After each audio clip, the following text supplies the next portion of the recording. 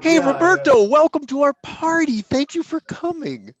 Thank you guys for inviting me. It's a pleasure to meet you all, and it's a pleasure to be here talking about what we've been doing for a long time in Rancho Tepua, my family ranch. And okay, so now we're on to the Tepua, and we're drinking some Bacanora. What are the important things we need to know about your Bacanora? Well, I guess being a Bacanora brand, we've been doing this pretty much for a very long time. I guess we've been probably one of the first Bacanora brands that was out of Mexico. We were actually the first brand out of Mexico, but with another project named Cielo Rojo. But Cielo Rojo ended in 2015. And then I met Arik through Esteban Morales, and we started talking about a new project. Rancho Tepua was not made in 2015. It actually was our first brand, which we created in 2004. So we brought Rancho Tepua back with another presentation, and in 2017 we did our first export of Bacanora to the States with Rancho Tepua. So when you say you created originally in 2004, was this the logo in 2004? Because I got to tell you, I played with a lot of logos and stuff. That logo is beautiful and fun to play with.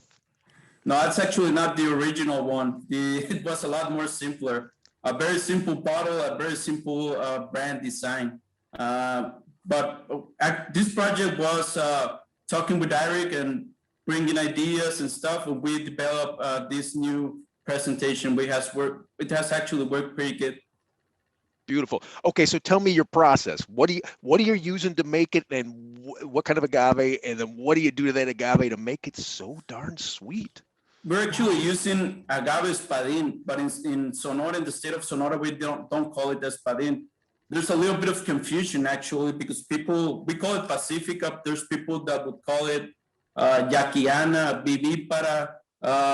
So at the end, it's Agave Angustifolia Espadín, but under the conditions of Sonora, which is desert. We're in the mountains of Aconchi. It's semi-desert conditions, and that's what changes everything when it comes with the Agave Espadín of Sonora. Hey, Roberto, and I do have a question. If you see an espadín in Oaxaca and you see like an angustifolia in Sonora, can you see any physical differences? Would you be able to tell apart? Yeah, sure. They're definitely a lot smaller agave. Because I've seen espadín from Oaxaca, and it's a lot bigger. And that has to do, our annual precipitation is around 10 to 15 inches of rain a year. So it's a lot less rain what we get in Sonora but you will actually get in Oaxaca. Beautiful. So you're cutting down these Angustifolias, and then you're cooking in a stone-lined earthen oven buried underground. Yeah. It's an underground oven, but it's actually made of brick. Traditionally, what you actually use is it's made of stone. What we are using right now is a brick oven, but it's a kind of brick that actually will trap the heat, the flame. We're using this type of oven because we use mesquite wood, and that enables us to use a little bit less of mesquite wood than an actual stone oven. Yeah. I mean, for people that probably are not so familiar with that, mesquite wood, it's very fluffy, right? So you need a ton of that wood to be able to do a run. So you want to maximize as much as wood as you can, no? With this more insulated kiln. Yeah, and actually mesquite wood, our firewood, that's actually one of the best parts of our process. We only use mesquite wood, but if you cook steak with mesquite charcoal or mesquite firewood, it gives a special flavor to steak, and it's the same with Bacanora. You can actually sense the mesquite charcoal in our Bacanora. I think that's also fascinating when you're talking about region, because it's not only that the agave is different in Sonora than to Oaxaca, but also the wood in Sonora is very different to Oaxaca. So I'm sure that even that creates a whole different set of flavors, no, Roberto? It depends on the region. So our ranch is named Tepua. Tepua means axe. axe, like cutting axe. Our ranch actually has a lot of mesquite wood. We don't have problems with firewood. And we use only dried firewood, like dried trees, branches, to heat our ovens. But it's our tradition to only use firewood. There's people that produce Bacanora that will use oak, that will use other types of woods, depending on the region where they're at and depending what they have available. Nice. Okay, so once you've cooked that agave, then with that beautiful mesquite, how do you mill it? We mill it using, so we're cattle ranchers and we have like a forage cattle mill, a mill used to grind forage for cattle. And we actually made some changes to the mill so we can start shredding cooked agave. And once it's all shredded, we just put it on stainless steel containers and just add water. The yeast, we don't use yeast, we just add water. Our Binata is an open distillery, so there's natural yeast all over. But it's an open top on that steel container, yes? No? Yeah, it's an open top, yeah, sure. Okay, cool. And then what kind of still do you use? The steels are copper. We have two steels, and they're all copper.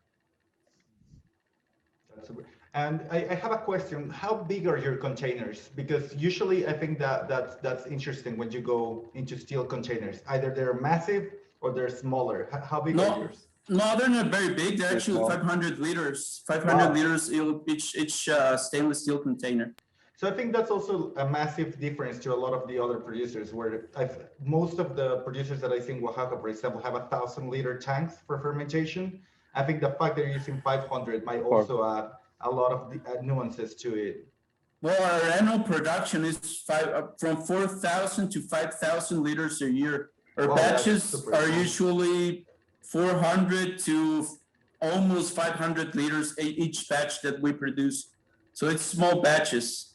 How many fermenters does it take to get a batch of that size of 400 to 500 liters? Well, we have around 10 to 15 stainless steel containers right now. So 5,000 liters roughly. Yeah. Wow. Okay. That's crazy. So what else do we need to know, Roberto? Well, so my family, originally my family were farmers in the south of Sonora. They sold their lands and looking for virgin or looking for better opportunities. They settled in a rural town named La Estancia de Aconchi, and they started as cattle ranchers in the mountains of Aconchi. But this place was a place that naturally it had a lot of agave, angustifolia, agave pacifica. So it was almost immediately that they started producing Bacanora. So I'm talking about mid-1800s where this was happening. And I actually have at my ranch probably one of the places that you can actually go and find the distilleries or binatas that were used during Prohibition. Because there's something that happened with Bacanora, which was illegal from 1915 till 1992. So there was almost 80 years of where the industry was clandestine. It was kept on the low. So it never developed. But before, in 1910, the state of Sonora was producing almost 900,000 liters of Bacanora a year. So it all went down. I guess right now in the state of Sonora, we're only producing, if we're producing 400,000 liters, that'll be a long shot. And you can only use that Pacifica to make Bacanora. Is that accurate? Yes, we can only use Pacifica for Bacanora, but there's actually other agave varieties that have been historically used for mezcal production in Sonora. And we're actually using one of them right now to produce a type of lechuguilla, which is, I guess it's already in the States. It landed in the States very recently under a project of us that's called Reserva del Vinatero. And we're doing Rancho Tepua lechuguilla, and we're doing Rancho Tepua palmilla. Palmilla is a Sonoran, basically it's a Sonoran sotol, but we use, because in Sonora, there's Dasylirium wheelery. So it's been made it's been made like sotol, but everyone calls it palmilla. So last year we made a few batches of palmilla, we made a few batches of lechuguilla, and we actually were very impressed with the final products. We're actually we're actually changing our habits of drinking only Bacanora to drinking more palmilla and drinking more lechuguilla. Nice. We've got a few comments I wanted to share with you because one of them really made me laugh.